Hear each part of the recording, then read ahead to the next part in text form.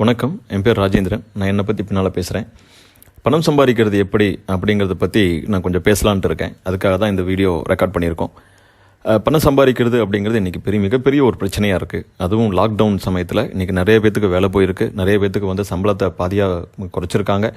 இன்னும் அடுத்தடுத்த வர காலகட்டங்கள் வந்து எப்படி இருக்குன்னு நம்ம சொல்ல முடியாத ஒரு சிச்சுவேஷனில், ஒன்று ப்ரிடிக்ட் பண்ண முடியாத ஒரு காலகட்டத்தில் நம்ம இருக்கோம். அதனால் எல்லாத்துக்குமே வருமானம் அப்படிங்கிறது ஒரு பெரிய ஒரு ஒரு ஒரு பிரச்சனையாகவும் கேள்விக்குறியாகவும் இருக்குது. இன்றைக்கி நிறைய பேர்த்தோட இஎம்ஐ கட்ட முடியல, நிறைய பேர்த்துக்கு கடன் வாங்கின கடனை கட்ட முடியல. ஏன்னா நல்ல ஒரு தொழில் வாய்ப்போ இல்லை வேலை வாய்ப்போ இருந்ததுன்னா எதையும் கட்டியிருக்கலாம். பட் இன்றைக்கி இருக்கிற லாக்டவுன் சமயத்தில் பெரிய பிரச்சனையாக இருக்குது. லாக்டவுன் இல்லாத சமயத்தில் கூட நிறைய பேர்த்துக்கு பணம் சம்பாதிக்கிறது அப்படிங்கிறது ஒரு மிகப்பெரிய ஒரு ஒரு பிரச்சனையாக இருக்குது. அப்போது நான் இங்கே ஒரு 10-15 நிமிஷம் இந்த வீடியோவில் பணம் சம்பாதிக்கிறது எப்படி அப்படிங்கிறது பேசுகிறேன். நீங்கள் கொஞ்சம் ஆழ்ந்து கவனிச்சிங்க அப்படின்னா நிச்சயமாக இதில் ஒரு பெரிய ஒரு மாற்றம், உங்களோட ஃபினான்சியல் வாழ்க்கையில் ஒரு பெரிய ஒரு மாற்றம் நிகழும் அப்படிங்கிறது என்னால் கண்டிப்பாக சொல்ல முடியும். பணம் சம்பாதிக்கிறத பற்றி பேசுகிறதுக்கு முன்னால் ஒரு சில விஷயங்கள் நான் சொல்கிறேன். வாழ்க்கையில் நமக்கு எல்லாமே வந்து பெரிய பெரிய ட்ரீம்ஸ் இருக்குங்க. நிறைய கனவுகள், ஆசைகள் அப்படிங்கிறது நிறைய இருக்குது. அதெல்லாம் ஒரு லிஸ்ட்டு போட்டு சொன்னால் நம்ம பக்கமாக போட்டுருவோம். அந்த மாதிரி நமக்கு வந்து லிஸ்ட்டு, ஏகப்பட்ட லிஸ்ட் இருக்குது. அதில் நியாயமான ஆசைகள் இருக்குது, நியாயமான கனவுகள் இருக்குது, நியாயமற்ற கனவுகள், ஆசைகள் எல்லாம் நிறையா இருக்குது. நான் வந்து ஒவ்வொரு மனிதனுக்கும் தேவைப்படுற நியாயமான கனவுகளை பற்றி இப்போ நம்ம பேசலாம். நியாயமான கனவுகள் அப்படின்னா, சராசரியான ஒரு குடும்பத்துக்கு ஒரு நியாயமான கனவுகளில் 2 கனவுகளை ரொம்ப மிக முக்கியமான பெரிய கனவு அப்படிங்கிறது வந்து எல்லாத்துக்கும் சொந்த வீடு. எல்லாத்துக்குமே ஒரு சொந்த வீடு இருக்கணும் அப்படிங்கிறது மிகப்பெரிய ஒரு கனவு. இன்றைக்கி வந்து மிகப்பெரிய சிட்டி, அதாவது கோயம்புத்தூர், மதுரை, சென்னை அந்த மாதிரியான சிட்டிகளில், சிட்டிக்குள்ளே இல்லை, கொஞ்சம் சிட்டி அவுட்டரில் ஒரு நிலம் வாங்கி ஒரு வீடு கட்டணும் அப்படின்னா, அட்லீஸ்ட் நம்ம வந்து ஒரு 2 பெட்ரூம், ஒரு ஹால், டைனிங், கிச்சன் அந்த மாதிரி ஒன்று கட்டணும் அப்படின்னா குறைஞ்சபட்சம் இன்றைக்கி வந்து 20 லட்ச ரூபா, அதாவது இடத்துக்கும் வீட்டுக்கும் சேர்ந்து 20 லட்ச ரூபா இல்லாமல் நமக்கு ஒரு கண்டிப்பாக ஒரு வீடு கட்டுறது அப்படிங்கிறது முடியவே முடியாது. அப்போ நம்ம வந்து ஒரு வீடு கட்டுறதுக்கு நமக்கு தேவையான பட்ஜெட் அப்படிங்கிறது ஒரு 20 லட்ச ரூபா அப்படின்னு வச்சுக்கலாம். எல்லாத்துக்குமே வாழ்க்கையில் வந்து குழந்தைகளை படிக்க வைக்கணும் அப்படிங்கிறது மிகப்பெரிய கனவு. நம்மளால் படிக்க முடியல, படிக்க வைக்க நம்மளோட அப்பா அம்மானால் படிக்க வைக்க முடியல, குழந்தைகளை படிக்க வைக்கணும் அப்படிங்கிறது மிகப்பெரிய ஒரு கனவு. அந்த மாதிரியான நம்ம வீட்டில் ஒரு ஆண் ஒன்றும் பெண் ஒன்றும்னு 2 குழந்தைகள் இருக்குது அப்படின்னா, அந்த 2 குழந்தைகளோட படிப்பு செலவு அப்படிங்கிறது இன்றைக்கி வந்து ஒரு ஒரு ஒரு பெரிய விஷயமாகவும் இருக்குது, ஒரு பெரிய தலைவலியாக கூட இருக்குதுன்னு சொல்லலாம். 2 குழந்தைகள் இருக்குது அப்படின்னா அந்த 2 குழந்தைகளுக்கான படிப்பு செலவு அப்படிங்கிறதுக்கு நம்ம 20 லட்ச ரூபா வச்சுக்கலாம். அதாவது நான் சொல்கிறது வந்து ப்ரீகேஜிலிருந்து அவங்க காலேஜ் முடித்து வெளியே வர மட்டும் நமக்கு தேவைப்படுற பணம் அப்படிங்கிறது அப்ராக்சிமேட்டாக 20 லட்ச ரூபா இருக்கும். நிறைய பேத்துக்கு தெரியும், சென்ட்ரல் போர்டில் படிக்கிறவங்களுக்கு தெரியும், இன்டர்நேஷ்னல் கல்வியில் படிக்கிறவங்களுக்கு தெரியும், அதை விட ஜாஸ்தியாகும். நான் வந்து குறைந்தபட்சம் ஒரு 20 லட்சம்னு வச்சுக்கிறேன். அப்போது நம்மளுடைய நியாயமான 2 தேவை என்னென்னா, வீடு கட்டணும், குழந்தைகளை படிக்க வைக்கணும். இந்த 2க்கும் நமக்கு தேவைப்படுற பணம், வீடு கட்டுறதுக்கு ஒரு 20 லட்சம், குழந்தைகளை படிக்க வைக்கிறதுக்கு ஒரு 20 லட்சம்னு எடுத்துட்டா நியாயமான தேவைக்கு நமக்கு தேவைப்படுற மொத்த பணம் 40 லட்சம் ரூபா. இந்த 40 லட்ச ரூபா அப்படிங்கிறது தான் நம்மளுடைய நியாயமான ஆசைகள், நியாயமான கனவுகள். சரி, இன்றைக்கி எல்லாருமே வேலைக்கு போய்கிட்டு இருக்கோம். சேவிங்ஸ் அப்படிங்கிறது ரொம்ப முக்கியம், சேமிப்பு அப்படிங்கிறது ரொம்ப முக்கியம். எவ்வளோ பேர் சேமிக்கிறோம் அப்படிங்கிறது கண்டிப்பாக தெரியாது.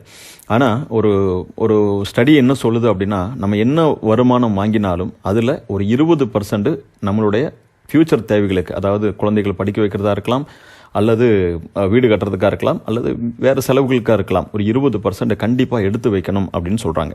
அப்போது நம்ம ஒரு 20,000 ரூபா சம்பாதிக்கிறதா ஒரு பேச்சுக்கு வச்சுக்கலாம். 20,000 ரூபா சம்பளம் எவ்வளோ பேர் இந்த வீடியோ பார்த்துட்டு இருக்கிறவங்களுக்கு நமக்கு வருது அப்படிங்கிறது கண்டிப்பாக ஒரு பெரிய கேள்விக்குறி. அந்த மாதிரி எல்லாம் வரதுக்கு வாய்ப்புகள் ரொம்ப குறைவு தான். இருந்தாலும் ஒரு 20,000 ரூபா ஒரு ஏவரேஜாக ஒரு சம்பாதிக்கிற ஒரு நபர் ஒரு சேமிப்பாக எல்லா செலவும் போக மாதமான ஒரு 4,000 ரூபா எடுத்து வைக்கிறாருன்னு வச்சுக்கலாம். நம்மளுடைய தேவை 40 லட்சம், அதில் மாதம் நம்ம 4,000 ரூபா சேமித்து வைக்கிறோம்னு வச்சுக்கலாம். அப்போது இந்த 40 லட்ச ரூபாயை அடையிறதுக்கு நம்ம 4,000 அப்படின்னு சேர்த்து வச்சா எவ்வளோ காலகட்டம் ஆகும் அப்படின்னு எடுத்துட்டிங்கன்னா ரொம்ப கம்மி தாங்க. ஒரு 1000 மாதம் ஆகும். 1000 மாதம் அப்படிங்கும்போது நமக்கு அந்தளவுக்கு புரியலை. உங்களுக்கு ஒரு சின்ன கால்குலேஷன் சொல்கிறேன். 1000 மாதம் அப்படிங்கிறது நீங்கள் வருஷத்தில் கால்குலேட் பண்ணி பார்த்தீங்கன்னா கம்மி தாங்க. 83.25 வருஷம் ஆகுங்க. 83.25 வருஷம் அப்படிங்கிறது இன்றைக்கி இந்த வீடியோ பார்க்குறவங்களோட ஏவரேஜ் வயசு ஒரு 20ன்னு எடுத்துட்டா கூட இந்த 40 லட்சமான இந்த 40 லட்சம் நம்மளோட நியாயமான தேவையாக இந்த 40 லட்சத்தை அடையிறதுக்கு நமக்கு தேவைப்படுற ஒரு வருஷம் என்னன்னு கேட்டிங்கன்னா 103.25 வருஷம் ஆகுங்க. 20 வயசு இன்றைக்கி பார்த்துட்டு இருக்கீங்க. இன்னிலிருந்து நீங்கள் 40 லட்ச ரூபா சம்பாதிக்கிறதுக்கு 4,000 ரூபா இன்னிலிருந்து இந்த மாதம் எடுத்து வைக்கிறீங்கன்னா உங்களுடைய 40 லட்ச ரூபா அடையிறதுக்கு 83.25 வருஷம் ஆகும். வாய்ப்பே கிடையாதுங்க. இன்றைக்கி நிறைய பேத்துக்கு 83.25 வருஷம் ஆகுமா அப்படின்னா தலை சுற்றி போகுதுங்க. அப்போது நம்ம இந்த வீடியோ பார்த்த உடனே நீங்கள் நினைக்கிறது என்னென்னா, அப்போ இது நம்மளோட வாழ்க்கையில் இதெல்லாம் சேர்த்து வைக்கவே முடியாதா, பணம் சேர்த்து வைக்க முடியாதா, குழந்தைகளை படிக்க வைக்க முடியாதா, அல்லது நல்ல வீடு கட்ட முடியாதா அப்படின்னு நீங்கள் சொன்னீங்க அப்படின்னா கண்டிப்பாக இது முடியும். நம்மளோட காலகட்டத்தில், நம்மளோட வயசில், நம்மளுடைய அடுத்த ஒரு சில வருடங்கள்லேயே கண்டிப்பாக இந்த பணத்தை நம்மளால் சம்பாதிக்க முடியும், நல்ல வீடு கட்ட முடியும், குழந்தைகளை நல்லா படிக்க வைக்க முடியும். கண்டிப்பாக அதுக்கான வாய்ப்புகள் இருக்குது. அந்த வாய்ப்பை பற்றி பேசுறதுக்காக தான் நான் இந்த வீடியோ உங்களுக்கு ரெக்கார்ட் பண்ணியிருக்கேன். ஆனால் வெளியில் சேமித்து வைக்கிறதும் சம்பளத்துக்கு போகிறதும் எவ்வளோ கஷ்டமான ஒரு விஷயம் அப்படிங்கிறதுக்காக தான் இன்ட்ரோ கொடுத்துருக்கேன். இதுக்கு மேலே நான் சொல்கிறது ஒரு பாசிட்டிவான விஷயங்கள் சொல்கிறேன்.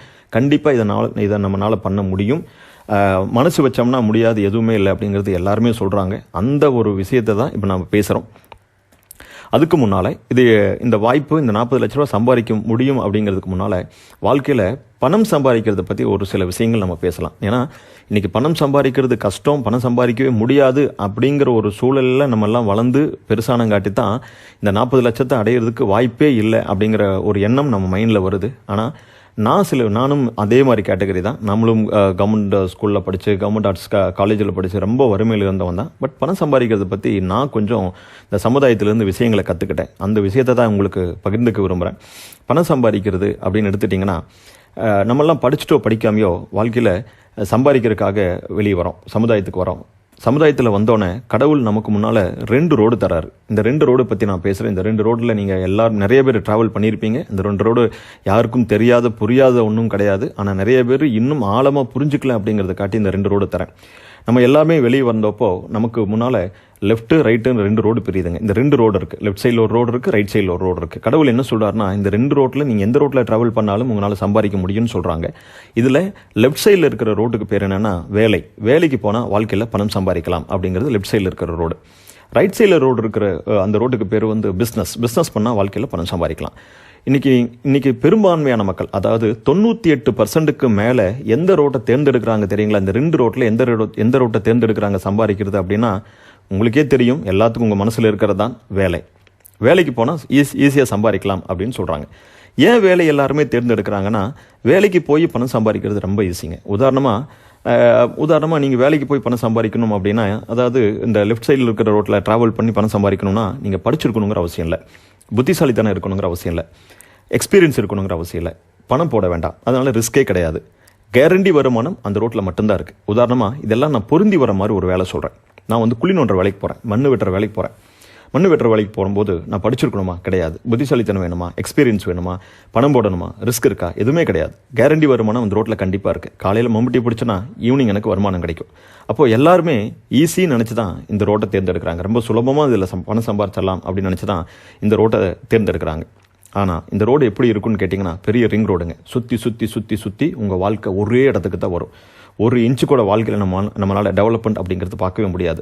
ஈஸின்னு நினச்சி தேர்ந்தெடுத்த இந்த ரோட்டில் என்னவா இருக்குன்னு கேட்டிங்கன்னா, கண்டிப்பாக சேவிங்ஸ் அப்படிங்கிறது கண்டிப்பாக இருக்கவே இருக்காது. சேமிப்பு அப்படிங்கிறது இருக்கவே இருக்காது. சேமிப்பு இருக்காது, நம்மக்கிட்ட வந்து பணமும் இருக்காது. இதுதான் இந்த ரோடு. சுற்றி வாழ்க்கை ஒரே இடத்துக்கு தான் வரும். உதாரணமாக கடந்த 5 வருஷமாக நீங்கள் ஒரு வேலையில் போயிட்டு இருக்கீங்க அப்படின்னா உங்கள் வாழ்க்கையை திரும்பி பாருங்கள். 5 வருஷத்தில் எந்த ஒரு பெரிய மாற்றமும் நடந்திருக்காது. அதே வீடு, அதே வருமானம், அதே வாகனம், அதே சாப்பாடு, அதே சூழல், அதே பிரச்சனை, அதே கடன் பிரச்சனை, தொந்தரவுகள் எல்லாமே இருக்கும். இன்னும் இந்த லாக்டவுன் மாதிரி சமயத்தில் இது வந்து இந்த நிலைமை மோசமாக இருக்குமே ஒழிய கண்டிப்பாக இது வந்து இம்ப்ரூவ் ஆகிருக்காது. அப்போது வேலைன்னு தேர்ந்தெடுக்கிற எல்லாத்தோட நிலைமையும் இது தான். கண்டிப்பாக என்னை கேட்டால் அது சபிக்கப்பட்ட ரோடு. அந்த சபிக்கப்பட்ட ரோட்டில் ட்ராவல் பண்ணுறதுக்கு தான் எல்லாருமே விரும்புகிறாங்க. நான் இன்னொரு ரைட் சைடில் இருக்கிற ரோட்டை பற்றி பேசுகிறேன். இந்த ரோட்டுக்கு பேர் பிஸ்னஸ் அப்படின்னோன்னா யாரும் பார்க்க மாட்டாங்க. காரணம், இந்த பிஸ்னஸ் பண்ணோன்னா நிறைய பிரச்சனைகள் இருக்குது. இன்றைக்கி நீங்கள் ஒரு சிக்னலில் போய் நில்லுங்க, பெரிய லக்ஸரி கார்ஸ் வரும். லக்ஸரி கார்ஸ் அப்படின்னா 10 லட்ச ரூபாய்க்கு மேலே இருக்கிறதெல்லாம் லக்ஸரி கார்ஸ்னு சொல்லுவாங்க. 10 லட்ச ரூபா கீழே இருக்கிறது லக்ஸரி கார் கிடையாது. 10 லட்ச ரூபாய்க்கு மேலே இருக்கிறதெல்லாம் லக்ஸரி கார்.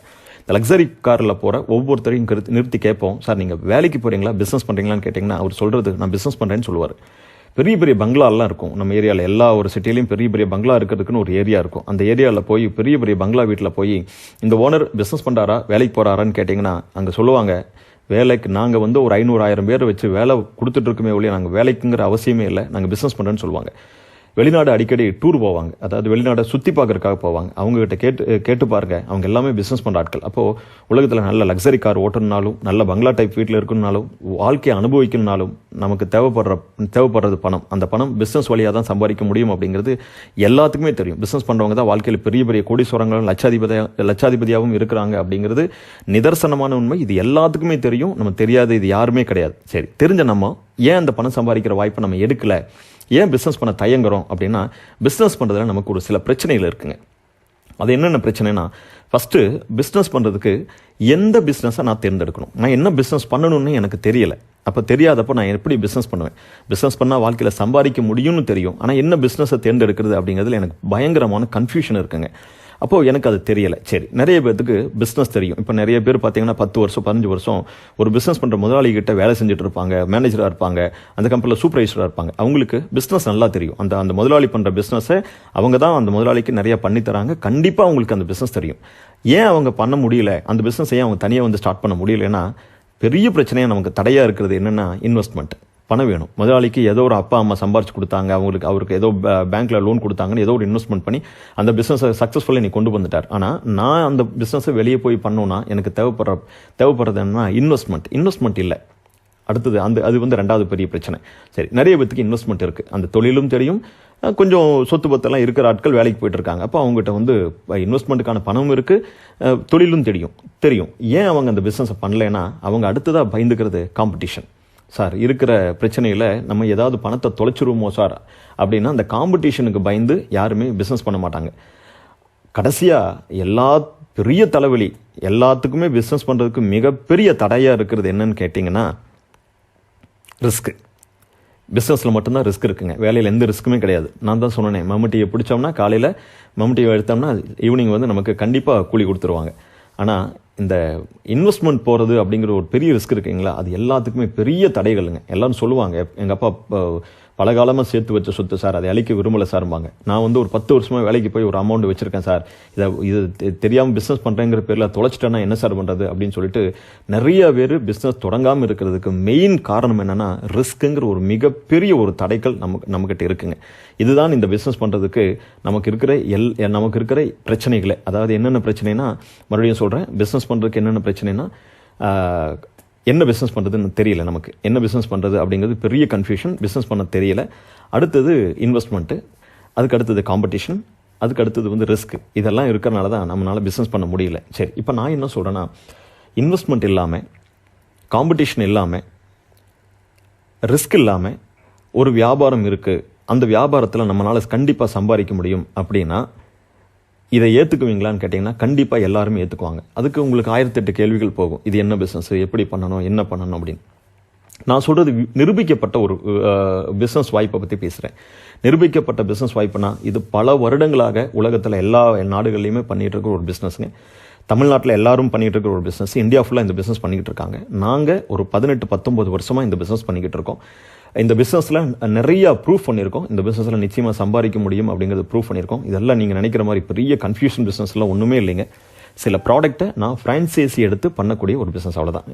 நம்ம ஒரு மார்க்கெட்டிங் கம்பெனியில் ப்ராடக்ட் எடுத்து பண்ணுற மாதிரி இது வந்து ஒரு ஃப்ரான்ச்சைஸி பிஸ்னஸ்ன்னு சொல்லுவாங்க. இதில் அற்புதமான ப்ராடக்ட் இருக்குங்க. உதாரணமாக நான் வந்து ஒரு என்ன ப்ராடக்ட் நாங்கள் எடுத்து பண்ணிக்கிட்டு இருக்கோம் அப்படின்னு கேட்டிங்கன்னா, பியூட்டி ரிலே அப்படின்னு சொல்லிட்டு ஒரு ப்ராடக்ட்டுங்க. நீங்கள் போய் பியூட்டி ரிலே அப்படின்னு போட்டு நீங்கள் வெப்சைட்டில் கூட செக் பண்ணலாம். அற்புதமான ப்ராடக்ட், லண்டன் பேஸ்டு கம்பெனிங்க. இந்த ப்ராடக்ட்டை நாங்கள் டீலர்ஷிப் எடுத்து பண்ணிகிட்டு இருக்கோம். நாங்கள் வந்து ஒரு 18 வருஷமாக டீலர்ஷிப் எடுத்து பண்ணுற ஒரு கம்பெனி. இன்றைக்கி வந்து இந்த பியூட்டி ரிலே அற்புதமான ஒரு ப்ராடக்ட் எடுத்திருக்கோம். அது வந்து உங்களுக்கு சாம்பிள்ஸ்லேருந்து எல்லாமே கொடுக்க தயாராக இருக்கும். அற்புதமான ப்ராடக்ட். இதை எடுத்துகிட்டு இன்றைக்கி இந்த வியாபாரம் பண்ணோம்னா, இதில் வந்து நீங்கள் கேட்கலாம், சார் ஒரு லண்டன் ப்ராடக்ட், மல்டிநேஷனல் ப்ராடக்ட் அப்படின்னா அதுக்கு பெரிய இன்வெஸ்ட்மெண்ட் இருக்குன்னு கேட்கலாம். கண்டிப்பாக இன்வெஸ்ட்மெண்ட் இல்லைங்க. நான் இன்வெஸ்ட்மெண்ட் பற்றி இங்கே பேசவே இல்லை. நான் வந்து இன்றைக்கி பேசுகிறதுங்கிறது வந்து ஒரு சாதாரண மக்கள், அடித்தட்டு மக்கள், இன்னும் சொல்லப்போனால் ஏழ்மையிலிருந்து வர மக்கள் நான் சம்பாதிக்கிறதை பற்றி பேசுகிறேன். அதனால் நான் வந்து ஒரு எம்என்சி கம்பெனியை பற்றி பேசி அதுக்கு வந்து இன்வெஸ்ட்மெண்ட் இருக்குங்க, இப்போ நீங்கள் வந்து ஒரு குடோன் போடணும், நீங்கள் வந்து ஒரு முதலீடு பண்ணணும் அப்படிங்கிறது சொல்கிறதுக்காகலாம் நான் வீடியோ ரெக்கார்ட் பண்ணல. நான் சொல்கிறது வந்து இன்வெஸ்ட்மெண்ட் இல்லை, மறுபடியும் சொல்கிறேன், இன்வெஸ்ட்மெண்ட் கிடையாது. உங்ககிட்ட ஒரு ஸ்மார்ட் ஃபோன் மட்டும் இருந்துச்சுன்னா அதுதான் உங்களோட மிகப்பெரிய முதலீடு. அதுபோக வாழ்க்கையில் சம்பாதிக்கணும் அப்படிங்கிற ஒரு எண்ணம் இருக்கணும். அந்த எண்ணம் தான் வாழ்க்கையில் இன்னும் பெரிய முதலீடு. இந்த ரெண்டு மட்டும் உங்கள்கிட்ட இருந்துச்சுன்னா நிச்சயமாக நீங்கள் வாழ்க்கையில் சம்பாதிக்க முடியும். இது சம்பாதிக்கிறது அடுத்தது நான் என்ன சார் பண்ணணும், சரி இந்த பியூட்டி ரிலே ப்ராடக்டாக போய் வெப்சைட்லலாம் பார்த்தேன் சார், நல்லா இருக்குது, ப்ராடக்ட் நல்லா இருக்குது, இதை நான் எப்படி பண்ணணும், என்ன பண்ணணும், இன்வெஸ்ட்மெண்ட் எல்லாம் பண்ணணும்னு சொல்கிறீங்களா, அதான வழிமுறைகள் என்ன அப்படின்னு நீங்கள் கேட்க ஆர்வமாக இருப்பீங்க நம்புகிறேன். கண்டிப்பாக ஒருவேளை உங்களுக்கு அந்த ஆர்வம் இருந்துச்சு அப்படின்னா நீங்கள் இந்த லிங்க்கை உங்களுக்கு அனுப்பியிருப்பாங்க, அவங்களோட ஃபோன் நம்பரில் நீங்கள் காண்டாக்ட் பண்ணுங்கள். அந்த காண்டாக்ட் பண்ணிங்கன்னா அவங்க உங்களை கைட் பண்ணுவாங்க, இது எப்படி பண்ணணும், என்ன பண்ணணும் அப்படிங்கிறத கைட் பண்ணுவாங்க. நீங்கள் எந்த இன்வெஸ்ட்மெண்ட்டும் கிடையாது, இங்கே அவங்களை காண்டாக்ட் பண்ணும்போது காண்டாக்ட் பண்ணி அவங்கக்கிட்ட ஜஸ்ட் பேசுங்க. பேசுனதுக்கப்புறம் இந்த வியாபாரத்தை எப்படி பண்ணலாங்கிறது அப்புறம் பண்ணிக்கலாம். நீங்கள் ஒரு வியாபாரத்தை எடுக்கிறதுக்கு முன்னாலே ப்ரீ ஜட்ஜ் பண்ணாதீங்க, இது ஆகுமா ஆகாதா, முடியுமா முடியாதா அப்படிங்கிறது எந்த ஒரு ப்ரீ ஜட்ஜும் பண்ணாதீங்க. கண்டிப்பாக ப்ரீ ஜட்ஜ் பண்ணக்கூடாது. இது நீங்கள் அவங்கக்கிட்ட விஷயங்களை கேளுங்க, அவங்க என்ன சார் எப்படி பண்ணணும், நீங்கள் அவங்க சொன்னது, ராஜன் சார் சொன்னது எல்லாமே புரிஞ்சுது, பட் இது எப்படி எடுத்துகிட்டு போகணும் அப்படிங்கிறது மட்டும், அந்த வழிமுறைகளை மட்டும் எனக்கு சொல்லுங்கன்னா அந்த வழிமுறைகளை அவங்க சொல்லுவாங்க. நீங்கள் பிடிச்சிச்சுன்னா, உங்களுக்கு இன்ட்ரெஸ்ட் இருந்துச்சுன்னா, உங்களுக்கு வாழ்க்கையில் முன்னேறணும் அப்படிங்கிற முனைப்பு இருந்துச்சுன்னா நீங்கள் அதை கண்டிப்பாக எடுத்து பண்ணலாம். நீங்கள் அந்த மாதிரி காண்டாக்ட் பண்ணும்போது நான் என்ன பண்ணியிருக்கேன், நான் என்ன எப்படி இருந்தேன், என்ன பண்ணியிருக்கேன் அப்படிங்கிறத நானும் சொல்கிறேன், நீங்கள் கேட்டுக்கலாம். எங்களோட கைட்லைனில் எடுத்துகிட்டு நிச்சயமாக நீங்கள் நல்லா சம்பாதிக்க முடியும். All the best. தேங்க்யூ.